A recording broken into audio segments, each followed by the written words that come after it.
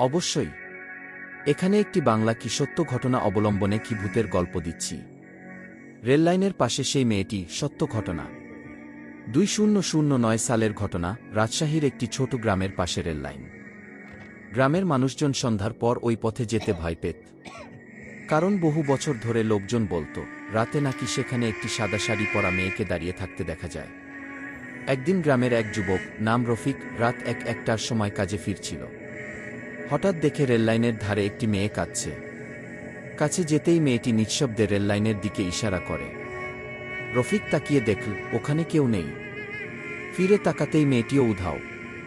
পরদিন জানা গেল, এই রেললাইনে 20 বছর আগে এক তরুণী আত্মহত্যা করেছিল প্রেমে প্রতারিত হয়ে। সেই থেকে বহু মানুষ নাকি তাকে রাতে দেখেছে। আজও সন্ধ্যার পর ওই রাস্তা ফাঁকা থাকে।